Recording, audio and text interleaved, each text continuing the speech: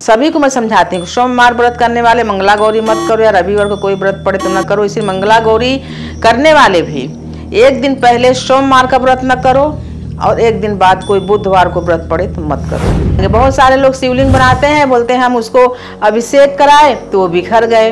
अरे मिट्टी जैसे गोलियां के शिवलिंग नहीं बनाया जाता, एक विधि होती है। मंगला गौरी जब व्रत शुरू करेंगे तो पहला जो व्रत है वो मायके से शुरू करेंगे, और जो पहला व्रत का पूरा पूजा का विधि है वो मायके में ही करेंगे। जिनके पति बीमार हैं या क्रोधित रहते हैं या पत्नी से दूर रहते हैं या लड़ाई झगड़ा करते हैं या कोई और कष्ट है, तो आप मनौती मान के इस व्रत को या तो सभी मंगलवारों का पूरा साल तक या 5 साल तक इस व्रत को करके जो आपकी यथाशक्ति उद्यापन करना है वो आप कर सकती हैं। नमस्कार, मैं शारदा पांडे आसान जिंदगी किसी एपिसोड में आपका स्वागत करती हूँ। जैसा कि पर्वों त्योहारों का महीना चल रहा है, सावन का महीना चल रहा है, आपको सभी वीडियो दे रही हूँ। अब मैं आपको मंगला गौरी का वीडियो दूंगी। जैसे कि बहुत सारी जो स्त्रियाँ, जो महिलाएँ सब्सक्राइबर हैं हमारी, व्यूअर हैं हमारी, वो हमसे साल में बहुत प्रश्न पूछते हैं कि सुहाग के लिए कौन कौन सा व्रत किया जा सकता है। तो मैं उनको बताती हूँ कि तीज है, करवा चौथ है, महाशिवरात्रि है, मधुश्रवा तीज है, मंगला गौरी है, ये सब सुहाग के लिए ही है। इन सब में शिव जी की पूजा होती है। सावन एक ऐसा महीना है कि इसमें जो भी व्रत पढ़ सके सावन में, जैसे कि तीज तो भादों में पड़ता है, करवा चौथ भी नहीं पड़ता है सावन में, लेकिन जो पड़ता है उसको आप शुरू कर सकते हैं। जैसे मधुश्रवा तीज, मंगला गौरी, 16 सोमवार, प्रति सोमवार, ये सब सुहाग के लिए हैं। तो आपको मैं विस्तार से मंगला गौरी के बारे में बताने जा रही हूँ, तो आज इसको विस्तार से सुने। ये सुहागिनों के लिए है, जो सुहागवती हैं, ये वो व्रत अपने पति की सुरक्षा के लिए करती हैं। तो सबसे पहले आप हमारे चैनल आसान जिंदगी को सब्सक्राइब कर लें, तो आपको आगे 4 महीनों में, जैसे हर वीडियो में इस बार बता रही हूँ कि 4 महीनों में विशेष 45 विशेष पर्व पड़ रहे हैं। 4 महीनों में 45 पर्वों का विधिवत वीडियो आपको मिलेगा। एक महीने में लगभग 10 से 11 वीडियो पढ़ रहे हैं, मतलब 10 से 11 पर्व पढ़ रहे हैं, सबके वीडियो आपको मिलेंगे। मंगला गौरी जो पूजन है, ये इसी नाम से आप जान जाओगे कि गौरी मैया का पूजा जो कि मंगल करती हैं, उन माता गौरी का पूजन सुहागिनें करती हैं। तो लेकिन विधि जाने बिना कोई भी पूजा नहीं करना चाहिए। ऐसे तमाम यूट्यूब में वहाँ देख के यहाँ देख के आधा अधूरा जानकारी से नहीं, पुस्तक जरूर मंगाएं। पुस्तक में आपको विधिवत जानकारी दी जाती है। मंगला गौरी जो पर्व है, ये सावन के 4 या 5 मंगलवार जो पड़ते हैं, इन्हीं को करना पड़ता है। विधि क्या है कि कोई भी, सभी व्रतों में बताती हूँ, बहुत सारे लोग उत्साहित होकर बहुत श्रद्धा से कि लगातार 2, 3, 4 व्रत इकट्ठा करते जाते हैं, पारण का कोई उनको होश ही नहीं रहता है। जैसे मैं आपको 16 सोमवार का बताई हूँ, तो बताई हूँ कि इसके एक दिन आगे एक दिन पीछे कोई व्रत न करें। प्रति सोमवार का बताई हूँ, सावन के जो 4 सोमवार हैं, इसमें भी अगर 4 सोमवार भी आपको करना है तो कोई भी व्रत, अगर उसी दिन कोई व्रत हो तो आपका वो काउंट होगा। यानी एक दिन में ही कभी कभी 2 और 2 से अधिक 3 व्रत भी पड़ जाते हैं, तो उन सभी व्रत आपके काउंट हो जाएगा, आपका कोई व्रत नहीं टूटेगा। लेकिन अगर एक दिन पहले या एक दिन बाद कोई व्रत किए तो आपको ना व्रत करने का फल मिलेगा, ना पारण करने का फल मिलेगा। सभी को मैं समझाती हूँ, सोमवार व्रत करने वाले मंगला गौरी मत करो, या रविवार को कोई व्रत पड़े तो न करो। इसी मंगला गौरी करने वाले भी एक दिन पहले सोमवार का व्रत न करो और एक दिन बाद कोई बुधवार को व्रत पड़े तो मत करो। जिनके पति बीमार हैं या क्रोधित रहते हैं या पत्नी से दूर रहते हैं या लड़ाई झगड़ा करते हैं या कोई और कष्ट है, तो आप मनौती मान के इस व्रत को या तो सभी मंगलवारों का पूरा साल तक या 5 साल तक इस व्रत को करके जो आपकी यथाशक्ति उद्यापन करना है वो आप कर सकती हैं। मंगला गौरी का क्या नियम है कि मंगलवार सावन के पहले मंगलवार से शुरू करके पूरे मंगलवार रहें। अब ये 5 वर्षों तक रहें, और या तो सावन के पहले मंगलवार से शुरू करके पूरे साल का मंगलवार का व्रत करें। जब अगला सावन आए तो उसका भी पूरा मंगलवार करके जो अंतिम मंगलवार होगा उसमें रुद्राभिषेक करा के विशेष और उद्यापन करके ब्राह्मण भोजन करा के और जो गौरी लिंग बनाए रहेंगे, आगे आपको विस्तार से पूजन के बारे में बताऊंगी, जो गौरी लिंग रहेंगे उनको जल विसर्जन कर दिया जाता है।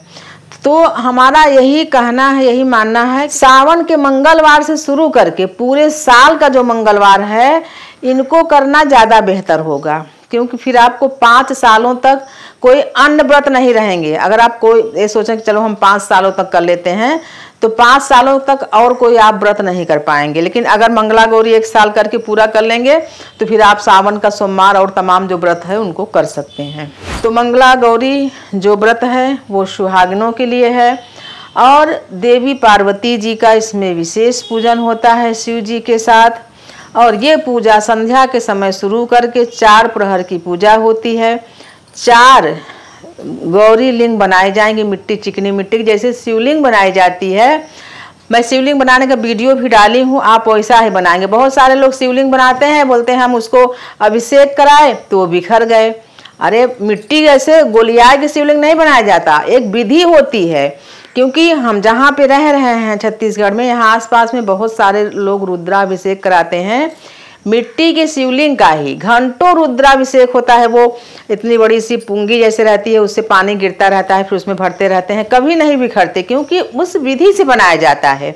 अब आप 1 गिलास पानी डाले, शिवलिंग टूट गया, तो आप विधि नहीं जानते। हमारे आसान जिंदगी में हम करके दिखाए हैं, आप उसको देख लो कि शिवलिंग कैसे बनाई जाती है। वैसे ही मातृलिंग का यानी गौरी लिंग का निर्माण करेंगे। 4 उनको एक चौकी में कपड़े पर स्थापित कर देंगे और चारों गौरी लिंग का एक पहर में उनका पूजा करेंगे और अलग अलग चीज़ों से पूजा करेंगे। गौरी का जो लिंग रहेंगे और मंगलवार को पूजा करके फिर उसको बुधवार के दिन यानी दूसरे दिन उनको विसर्जन कर देते हैं। मंगला गौरी जब व्रत शुरू करेंगे तो पहला जो व्रत है वो मायके से शुरू करेंगे और जो पहला व्रत का पूरा पूजा का विधि है वो मायके में ही करेंगे। और जो बायना वगैरह देंगे वो अपनी पहली बार अपनी माँ को देंगे, माँ का चरण छुएंगे। जबकि ऐसा मान्यता है कि जो लड़की का जो वो होता है कन्यादान और जो पाँव पूजते हैं माता पिता, उसके बाद लड़की से पाँव नहीं छुआते हैं। लेकिन इन सब पर्वों में क्योंकि माँ जन्मदात्री होती हैं, एक बार आप उनको देकर और चरण स्पर्श कर लें, फिर बाकी अपने पति के घर में व्रत किया जाता है। फिर बायना जो भी होता है श्रृंगार का सामान और जो भी प्रसाद चढ़ते हैं वो अपनी सास को देकर फिर उनका चरण स्पर्श किया जाता है। गौरी मैया का जब भी पूजन करें, जब पूरा पूजन पूर्ण हो जाए, सभी कुछ हो जाए, सब चढ़ जाए, तो 16 श्रृंगार जरूर चढ़ाएं। जितने भी सुहागिनों के व्रत हैं वो 16 श्रृंगार के बिना अधूरे हैं। पहली बार जब व्रत शुरू करें तब और आखिरी बार जब व्रत का उद्यापन करें तब माता को चोली, साड़ी, पूरा श्रृंगार का सामान, श्रृंगार के सामान में मीठा पान वगैरह सभी कुछ होना चाहिए। अब ये चीज़ें चढ़ा के और दान कर देनी चाहिए। दान अपने घर में ही करना है, सासू माँ को और अपनी माँ को।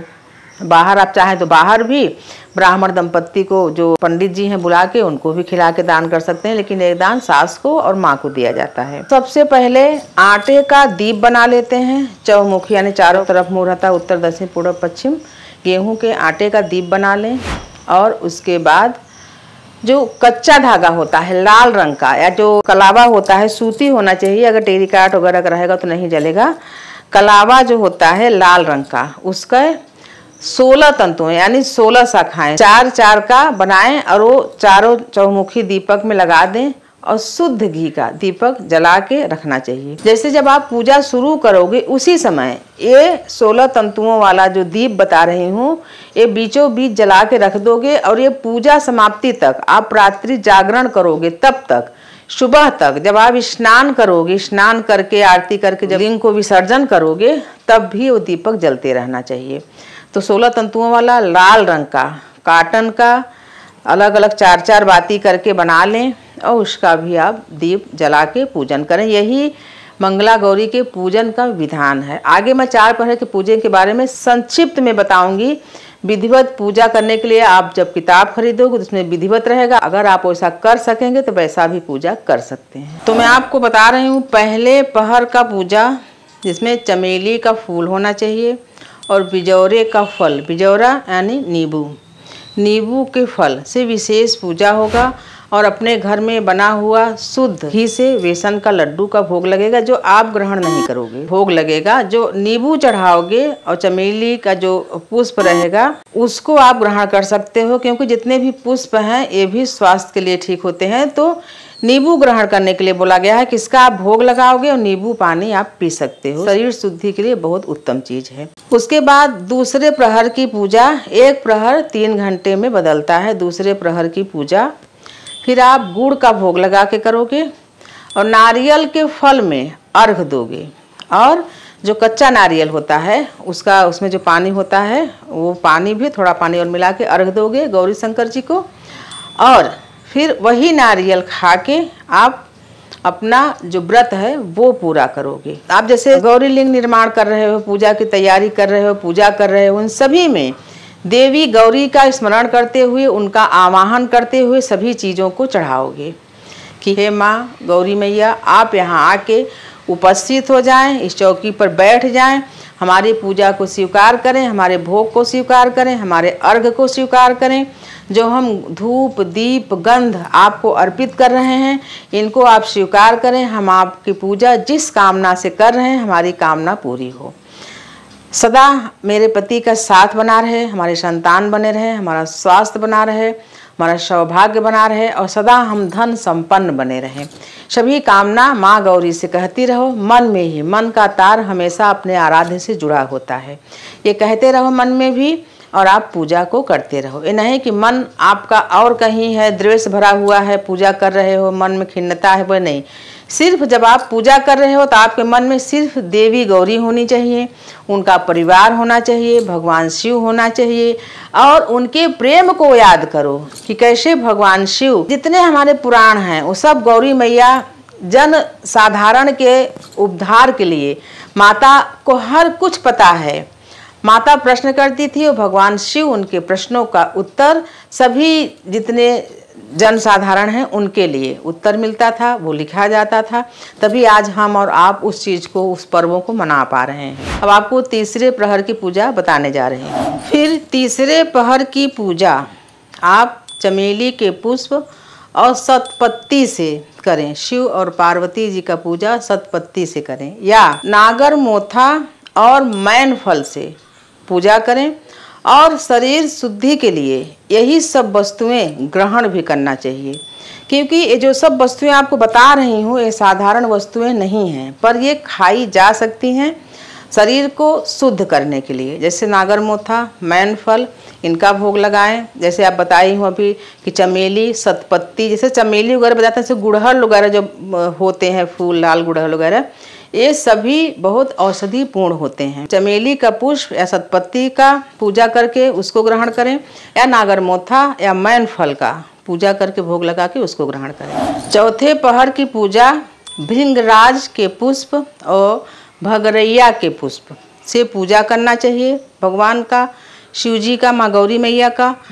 और पूजन करने के बाद आरती, रात्रि जागरण करके फिर सुबह से चारों लिंगों को एक थाल में रख के, वैसे तो जो आप व्रत कथा लाएंगे उसमें तो बहुत विधिवत पूजन दिया गया है करने को, कि हाथी की सवारी या घोड़े की सवारी पर लिंगों को बैठा के जलाशय में विसर्जन करना चाहिए गाना बजाना के साथ।